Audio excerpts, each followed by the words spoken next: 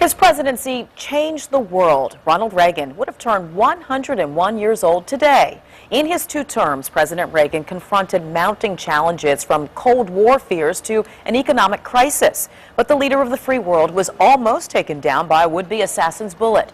Decades later, the man who pulled the trigger wants to live among us. 10 on your side's David Culver takes us back to that day and sheds light on an ongoing debate confronting many of us here in Hampton Roads. David? Yeah, Nicole, it was one quick decision made by a Secret Service agent in the back of the presidential limousine. That likely prevented another American tragedy. Few people know the name Jerry Parr. He was a Secret Service agent assigned to protect President Reagan. His ultimate test came nearly 31 years ago, March 30th, 1981. A decisive moment that saved Reagan's life. This is an NBC News special report. When news first broke that someone opened fire on President Ronald Reagan, few people knew the whole truth. In less than 2 seconds, John Hinckley Jr. unloaded 6 rounds. In the video, 3 people clearly hit. The president, it seemed, saved. You can see Secret Service agent Jerry Parr tackling Reagan into the limousine. The car sped off to the White House. But along the way, an unplanned detour. In the back of the president's limousine, Parr noticed the president spitting up blood.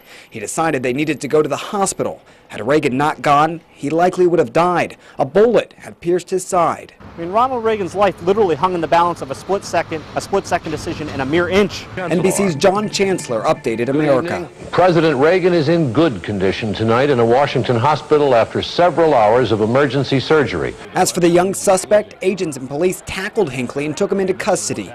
They learned he was not part of a bigger plot. Instead, Hinckley was trying to impress actress Jodie Foster. Remember, in 1981, he's a loner. He's a delusional loner.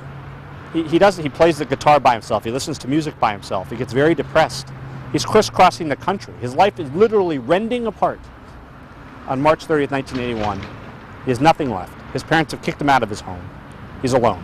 And look what he does. Look what he does. Well, maybe you think the story ends there, but this 30-plus-year drama still unfolding. At 5:30, we're going to introduce you to 2 people. They live in a quiet Williamsburg neighborhood. John Hinckley Jr. visits there often. In fact, he was there this past Christmas. They do not want him to get too comfortable there. And at 6 tonight, the whole story, all of what we uncovered, plus we took local concerns to Washington, D.C. I'm David Culver. I hope you'll join me tonight at 6.